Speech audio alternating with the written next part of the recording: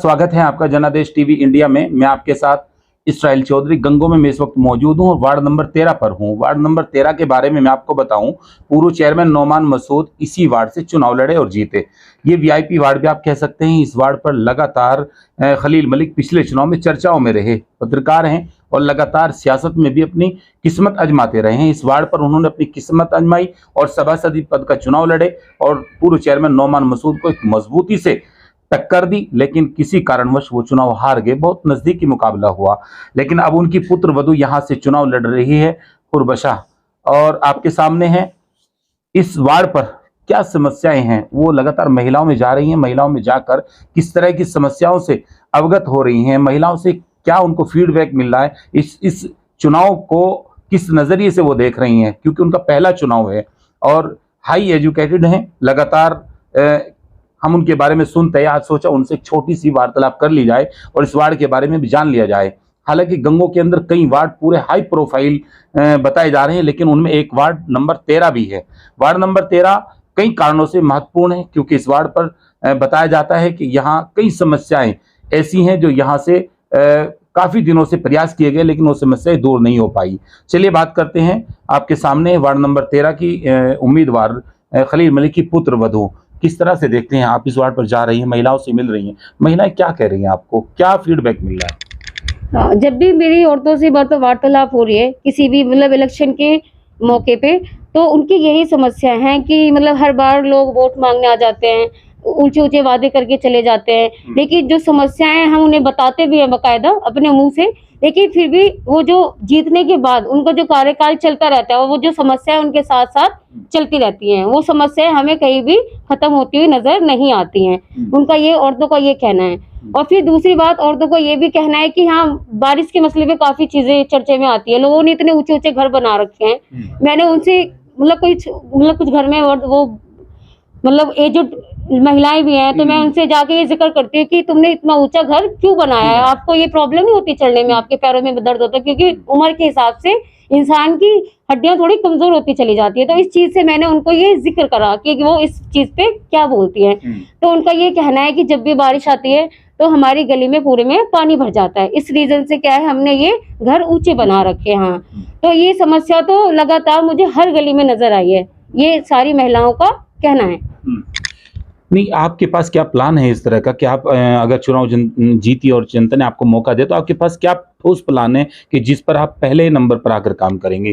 क्या किस तरह निजात दिलाएंगे आप? जी, जो अभी आप कह रहे हैं कि जो प्रॉब्लम्स चल रही हैं, जो समस्याएं चल रही हैं, आप उसका निवारण कैसे करेंगे? तो अभी हम एक एरिया में गए थे, वहाँ पे नाला कहते हैं, आई थिंक यहाँ पे जो है नाले के नाम से वो फेमस है वहाँ का एरिया। तो आप बिलीव नहीं करेंगे कि मैं यहाँ बैठी हूँ और आप बैठे, 1 मीटर का फासला होगा। उन लेडीज के घर के उनके छोटे छोटे बच्चे भी खेल रहे थे आसपास। तो मैंने उनसे पूछा कि इतना बड़ा नाला है, आपके बच्चों की फिक्र नहीं होती? अगर बच्चा कभी गिर जाए तो पता भी नहीं चले बच्चे के साथ क्या हादसा हो सकता है। तो उन्होंने डायरेक्टली एक ही जवाब दिया कि वो जो नौमान मसूद है, उनसे हमने इतनी बार इस चीज का तकाजा कर दिया है कि उन्हें तो ये चीज उन्हें तो खुद भी नजर आती है ना जब वो वोट मांगने आते हैं, लेकिन ये समस्या ज्यों की त्यों ही है। हमारे बच्चे कितनी बार गिरते हैं, हम कितने परेशान होते हैं। तो मैं जब भी ये मौका मुझे हासिल होगा, जब भी मुझे ये जीत हासिल होगी, तो इंशाअल्लाह पहले मैं उस नाले का निवारण कराऊंगी, ताकि वो जो बच्चों की जिंदगी है वो बची रहे, वो जो माँ बाप है वो उस परेशानी से जो है निजात पा सके। कैसे सोच लिया अचानक सियासत में? परिवार के लोगों ने बैठकर मशवरा किया और आपको जो है कैंडिडेट बना दिया, ये कैसे हुआ सर? नहीं, घर के देखो, किसी के बोलने से तो कुछ नहीं होता। जब तक इंसान अपने अंदर से ना चाहे कुछ भी करना, आप मुझे कितना भी समझा लें, कितना भी कर लें, जब तक मेरा खुद का वो डिसीजन नहीं होगा तब तो बंदा आगे नहीं बढ़ता। वो तो कहने की बातें होती है कि इसके भड़कावे में आ गया, इसके भड़कावे में आ गया, ये सब बेकार की बातें होती है। अनएजुकेटेड लोग होते हैं वो इस तरह की बातें करते हैं।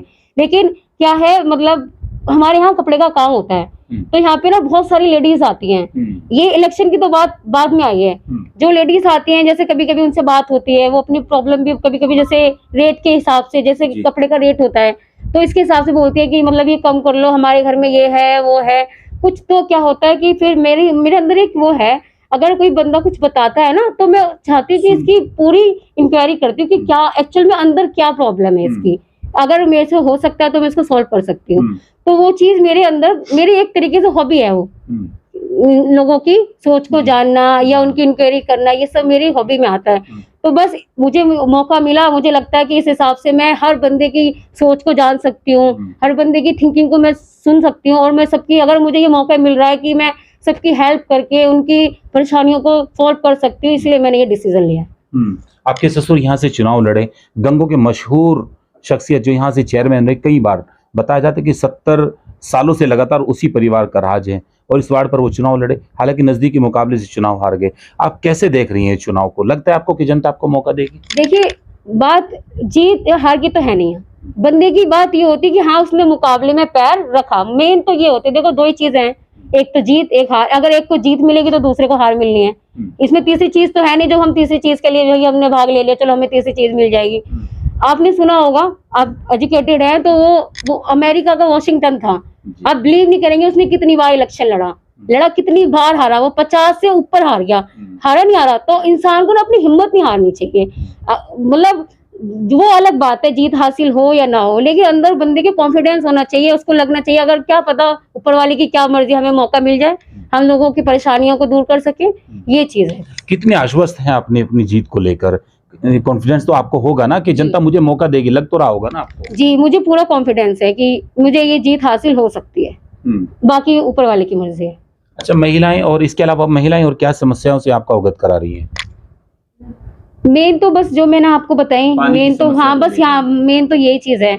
और बस वो जो मतलब जिनके हस्बैंड की इंतकाल हो गया, वो अपने घर में राशन को लेके, राशन कार्ड की जो मेन प्रॉब्लम होती है, या किसी के डॉक्स होते हैं वो नहीं बन पा रहे, आधार कार्ड हो गया, पैन कार्ड हो गया, लोग कहते हैं कि हम चक्कर लगाते रहते हैं, कोई हमारी सुनता नहीं है। मतलब ये छोटी छोटी प्रॉब्लम है वैसे तो, लेकिन उन लोगों के लिए बड़ी है ना। हम आपके लिए और मेरे लिए तो बहुत छोटी सी प्रॉब्लम है, क्योंकि हमें जानकारी है कि यहाँ बनता है भाई, हम जाके बनवा लेते हैं। लेकिन वो घर में रहने वाली महिलाएं हैं, घर में रहने वाले बच्चे, वो उनको नहीं पता होता, नॉलेज नहीं है उनको, वो एजुकेटेड नहीं है, स्कूल नहीं गए कभी ये चीज, तो वो उनको ये लगता है कि आधार कार्ड बनवाना, पहचान पत्र बनवाना बहुत बड़ी बात है। तो ये जो छोटी छोटी समस्या है ना, मैं उनको वो भी मैं निवारण करना चाहती हूँ। क्या महसूस करेंगे आप अगर जनता ने आपको मौका दिया, बोर्ड में आप बैठेंगी, तो आप एक महिला होने के नाते तो आपके पहले नंबर पर वही समस्याएं महिलाओं की रहेंगी जो आप उठाएंगे वहां पर बोर्ड में? देखो, महिलाओं से जुड़ी हुई तो काफी सारी समस्याएं होती है, अगर हम देखे जाएं तो उनके, देखो कुछ ऐसी महिलाएं होती हैं भाई, हर पढ़ाई का मतलब ये नहीं होता कि जाके जॉब ही करनी है, पढ़ाई का मतलब ये नहीं होता कि जाके जॉब ही करनी है।